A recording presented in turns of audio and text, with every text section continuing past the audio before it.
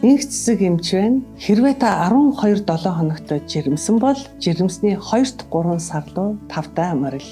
Жирэмсний 2-3 сар нь жирэмсний 12-7 хоногтоос 26-7 хоногийн хооронд үргэлжилдэг. Энэ үед жирэмсэн эхийн талаас эргэлдэх цусны хэмжээ нэмэгдсэнтэй холбоотойгоор бүхий л эрхтнүүдийн үйл ажиллагаа улам эрчимжиж ачаал нь нэмэгддэг. Бид эрхтэн тогтолцоонд үүсчгүй ачааллын улмаас зарим жирэмсэн эхчүүдийн зүрх дэлсэх, цусны даралт уурах, өтгөн хадах, шээсний ялгаралт игсэж ойр ойрхон шээх, эвлийн хөл буйнд язралт үүсэх зэрэг шинжүүд илэрдэг байна. Харин хүүхдийн талаас жирэмсний эхний 3 сартад эд эрхтнүүдийн үүсвэр үүсэж үйл ажиллагаанд ордог бол энэ жирэмсний 2-3 сард тэдгээрийн үйл ажиллагаа улам эрчимжиж таны хүүхдийн тархины атраа нуглаасууд нэмэгдэн нүдээ цавчилдаг болохоос гадна нүдэн гэрэл гээгээ мэдэрдэг болж гэрэл гарсан зүг рүү харахыг оролдож эхэлнэ. Ургийн гарын хурууны хэн үүсэж хүүхдийнхээ хүүсийг мэдэх, зүрхний цохилтыг нь сонсох, хөдөлгөөнийг нь мэдрэх боломжтой үе бөгөөд энэхүү хугацааны эцэс гэхэд таны хэвлэлд боожиж байгаа бяцхан үр нь ойролцоогоор 1 кг орчим жинтэй 36-аас 37 см өндөртэй болсон байх болно.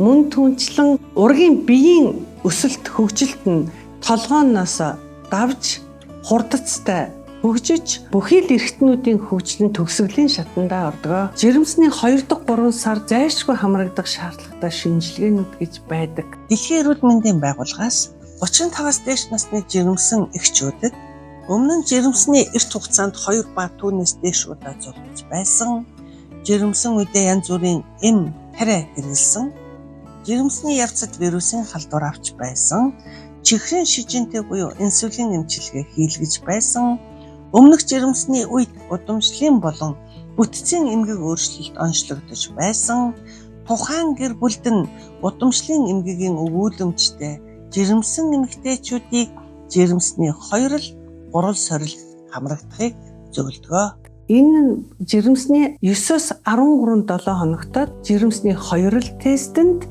жирэмсний 16-аас 21-7 хоногтод жирэмсний 3 тестэнд та заавал хамрагдах ёстой. Хэрвээ жирэмсэн их таныг хяналтын эмч тань жирэмсний 2 тестэнд хамрагдахыг зөвлөвөл дараах зөвлөмжөнд анхаарлаа хандуулна. Жирэмсний 2 тест гэдэг нь жирэмсэн их таны цусанд 2 төрлийн дааврыг үзээд дээр нь ургийн шилэн хүзүүний арын зай хэмжээ буюу NT үзэх шинжилгээнд таныг мөн явуулна. Мөн түүнчлэн таны насны эрсдлийг тооцсон, таны урагт удамшлын болон хоромсоомын эмгэг байгаа эсхийг шинжлэх бүрэн боломж үүснэ. Энэхүү 2 тест нь жирэмсэн эмэгтэйдээ жирэмсний 12-7 хоногийн дотор заавал хамрагдах ёстой. Учир нь энэ хугацаанд хамрагдаж чадахгүй бол шинжилгээний үр дүн хангалттай гарахгүй. Хэрвээ та эмчийн зөвлөснөөр 2 тестэнд хамрагдаж чадаагүй бол эсвэл таны хамрагдсан 2 тестийн хариу нь эрсдэл өндөртэй байвал та 3 тестэнд заавал хамрагдах шаардлагатай тул дараах зөвлөмжөнд анхаарлаа хандуулна. Жирэмсний 16-аас 21-7 хоногтод 3 тестэнд заавал хамрагдах ёстой. 3 тест нь эхийн цусанд 3 төрлийн даавар үздэг бөгөөд энэхүү шинжилгээний үр дүнд ургийн хөгжил хэрхэн явагдаж байгааг, ургийн өсөлтийн саатал байгаа эсхийг, урган тархихгүй байгаа эсхийг, ургийн толгой усчсан эсхийг, мөн тархины нугасны эвэрхий, хэвлийн ханын цоорхой, хүйн гажиг, хоол боловсруулах замын битүүрэл, даавн, Эдвардс, Патау, Тернерийн хам шинж гэх мэт хоромсоомын эмгэгүүд байгаа эсхийг бүрэн онцлох, эрт илрүүлэх боломжтой юм а. Одоо бүгдээрээ жирэмсний дунд 3 сард байнга тохиолддог олон хүн асуумаар байгаа, олон хүний анхаарлыг татсан асуултуудад хариулъя гэж бодож байна.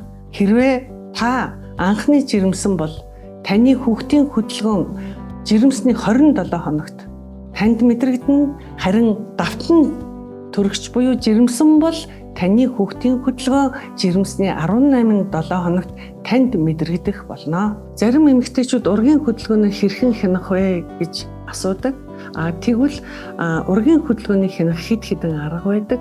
Үүнд нэгдүгээр жирэмсэн эмэгтэй хөлөө дээшээ өндөрлөөд дээшээ харж хөвтөөд энэ тохиолдолд ургийн хөдөлгөөн танд мэдрэгддэг. Учир нь хүн жирэмсэн эмэгтэй босоод явж байхад бүүвэлэгдээд хүүхэд унтаж байна гэж ном сэтгүүлдэр бичдэг. Гэтэл дээшээ хараад хөвтгөр хүүхэд маань бүүвэлэгдэхгүй учраас хөдөлгөөн нь илэрч танд мэдрэгдэнэ гэдгээр тайлбарлагддаг. Хоёрдугаарт танд хүүхдийн хөдөлгөөн тодорхой мэдэгдэхгүй байвал хүүтэн ус уухыг эмч нар зөвлөдөг. Өөрөөр хэлбэл гаднаас чочроож байна гэсэн үг. Гуравдугаарт чанга хөгжим тавих ч юм уу дуу чимээ гаргахад хүүхэд хөдөлж байвал таны хүүхэд хэвэн байна гэсэн үг юм аа. Хэрвээ таны ургийн хөдөлгөөн нэг л тодорхой мэдэгдэхгүй байвал та ургийн хөдөлгөөнд үнэлгээ өгөхийн тулд 2 цагийн туршид аль нэгэн хажуу талаараа хөвтөрөө. Гэхдээ жирэмсэн умаа буюу хөвлийн тоотол заавал ивэс буюу дэр тавиараа. Ингээд 2 цагийн туршид 10 удаа ургийн хөдөлгөөн мэдэгдэхгүй байвал мөн түнчлэн ургийн хөдөлгөөн цөөрсөн юм уу буурсан тохиолдолд мөн ямар нэгэн гадны цочрлын нөлөөгөөр ургийн хөдөлгөөн мэдрэгдэхгүй байвал та эмчид заавал хандаарай. Жирэмсний дунд 3 сард ургийн зүрхний цохилт сонсогддог. Энэ нь нормонд хэвийн үед 120-аас 160 удаа 1 минутанд цохилох ёстой. Дунджаар 140 удаа цохилвол энэ хэвийн байна гэж үздэг. Гэтэл 160-аас дээш олширвол 120-оос доош цөөрвөл энэ ургийн бүтэлтийн шинж тэмдэг гэж үздэг. Хэрвээ ургийн зүрхний цохилт нь 160-аас дээш ихсэж байвал энэ ураг бүтэх гэж байна гэсний дохио. Харин 120-оос цөөрцөн байвал ургийн бүтэлт эхэлсэн байна гэсэн ойлголт юм аа. Жирэмсэн үед өтгөн хатах хэд хэдэн шалтгаан байдаг. Үүний эхний шалтгаан жирэмсний даавар болох прогестерон дааврын нөлөөгөөр эцсний гөрүүлзэх хөдөлгөөн суларсантай холбоотойгоор өтгөн хатдаг гэж үздэг. Мөн түнчлэн томорсон умаа гидсэн дээр дарсны улмаас түүний явц замдан саад усны улмаас өтгөн хатдаг гэж тайлбарладаг. Мөн жирэмсэн эмэгтэйд төмрийн бэлтгэмлийн хэрэгцээ өндөр байдаг. Удаан хугацаанд уусны улмаас төмрийн бэлтгэлтэй эмийн бодисыг хэрэглэсний улмаас мөн өтгөн хатах шалтгаан болдгоо. Хэрвээ жирэмсэн үед өтгөн хаталт үүссэн тохиолдолд яаралтай арга хэмжээ авахгүй бол жирэмсэн эмэгтэй танд шамбрам үүсэх нөхцөл бүрдэж байна гэсэн үг. Өтгөн хаталтаас урьдчилан сэргийлэхийн тулд алхах, усанд сэлэх, жирэмсний дасгал хөдөлгөөн хийх нь өтгөн хаталтаас урьдчилан сэргийлэхэд тустай. Жирэмсэн үед ихэвчлэн шүлтэй хоол идэхийг зөвлөж байна. Учир нь шүлгүй хуурай хоол нь өтгөн хаталтыг улам нэмэгдүүлэх талтай. Хоол идэхдээ эхлээд салаад, ногоо, жимс идэх нь илүү тустай гэж үздэг. Өдөрт 1-3 аяг хараг уух нь мөн өтгөн хаталтыг бууруулна. Хар чавганы шүүс нь байгалийн гаралтай. Учираас бид үзүүлэх ямар нэгэн сөрөг нөлөөгүй. Харин эзний гөрүүлзэх хөдөлгөөнийг сайжруулаад өтгөн хаталтын эсрэг сайнаар нөлөөлдөг гэж үздэг. Чавганы шүүсийг бэлтгэхдээ цэвэр хар чавгыг буцсан усанд хийж хонуулаад өглөө өлөн дээрээ 1 стакан чавганы шүүс уухыг зөвлөж байна. Ердөө 1-2 цагийн дараа үйлчлээд өтгөн гадагшлах болно. Үүнээс гадна жирэмсэн эхчүүдэд байцааны шүүсэнд дагуулгадах хоолын хүчил, амин дэм, эрдэс бодисууд нь танд болон таны хүүхдэд чухал ач холбогдолтой тул өдөрт 1 аяг шүүсийг юм идэхээсээ 1 цагийн өмнө уухыг зөвлөж байна.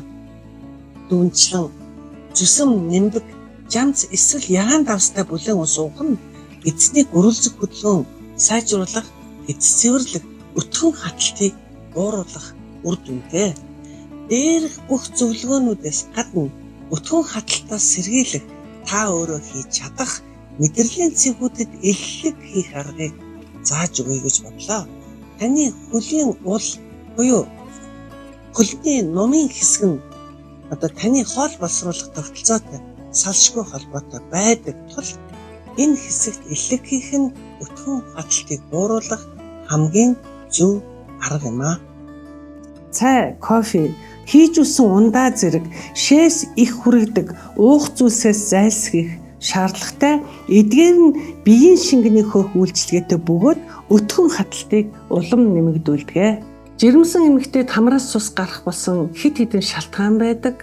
Үүнд нэгдүгээр жирэмсний хугацаа нэмэгдэхин хэрээр эргэлдэх цусны хэмжээ ихсэж улмаар хамрын салст илүү гэмтэмхий бөгөөд мэдрэмтгий болсонтой холбоотойгоор тайлбарладаг. Мөн түүнчлэн жирэмсэн эхийн артерийн даралт их байгаа тохиолдолд мөн хамраас цус гарах шалтгаан болдог. Мөн түүнчлэн витамин К болон кальцийн дутагдал жирэмсэн эмэгтэйн цусны бүлэгнэлтийн байдалтай шууд холбон тайлбарладаг.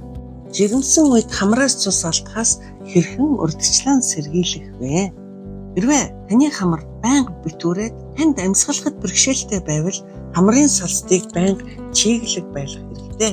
Хит хуурай орчинд байснаар таны хамрын салст хуурайшиж амархан ханиад хурч харшилтай болохоос гадна хамрын судас гэмдэж цус алдах эрсдлийг дагуулдаг. Энд байдлаас урьдчилан сэргийлэхийн тулд өрөөний чигшил агаар жуултаа сайжруулах, шүн унтахтаа агаар чигшүүлэгч ажилуулах, ойрхон чигтэй цэвэрлэгээ хийх, өрөөндөө цэцэг тарих, дээрээ өндөрлөж унтах, хамрын амьсгалын дасгал хийхийг зөвлөдгөө. Ингэснээр ам залгуур хамрын салс чиглэг байж чөлөөтэй амьсгалах, тайван унтах боломжийг танд олгодог юм аа.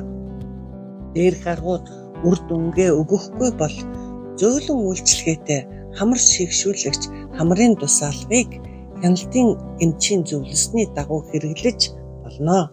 Гэхдээ удаан хугацаагаар нэг төрлийн дусаалга хэрэглэх нь хамрын салст хатангарших, тухайн эмийн бодист дасал болж үйлчилгээ сулрах сул талтай гэдгийг анхаараарай. Жирэмсэн үед хамраас цус гоожих тохиолдолд ямар арга хэмжээ авах ёстой вэ? Жирэмсэн хүмүүр төдийгүй түүний гэр бүлийн гишүүд жирэмсэн үед хамраас цус гоожиж байгаа тохиолдолд анхны тусламж үзүүлэх мэдлэгтэй бөгөөд чадвартай байх ёстой. Цус алдаж буй жирэмсэн эхийг баг зэрэг тонгойлгож суулгана. Түүнийг босгож эсвэл толгойг нь хүчтэй аргашин гэдийлгэж болохгүй. Учир нь цус залхуур руу орж өөлжих болно. Цус гарч буй хамрын нүхээр хүүтэн усаар норгосон хүүн хийж хамрын нүхийг дарна. Дарсан чигтээ 5 орчим минут болно. Хамрын орчимд хүүтэн усаар дүүргэсэн хүүдийн мөсөн жин тавина. Дээрх арга хэмжээнд цус нь тогтохгүй эсвэл цус хүчтэй алдаж байвал нэн яралтай түргэн тусламж дуудаарай. Энд шалтгааныг тодруулан шаардлагатай арга хэмжээг авна. Амин дэм дутагдсанаас шалтгаалж цус алдаж байвал дутагдсан амин дэмийг танд зөвлөх болно. Жирэмсэн үед хөхнөөс яагаад уурах ялгардаг вэ?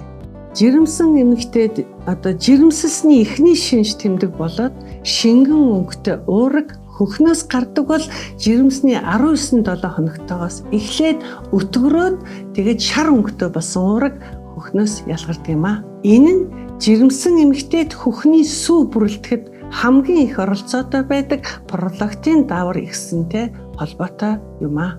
Хөхний толгооноос цайвар эсвэл шаргал өнгөтэй шингэн гарах тохиолдолд энэ бол ангир уураг юм аа. Учир нь таны бие хүүхдээ хөхөөр хооллоход бэлтгэгдэж байна гэсэн үгэй. Ангир уураг гарч эхлэх үеэс хөхийг оройдоо бүлээн усаар угаана. Хүүхдээ хөхөөр хооллоход бэлтгэх үүднээс өдөрт 1 удаа хөхний толгойд зөөлөн иллэг хийж байвал хөхний толгой хагарахаас сэргийлнэ.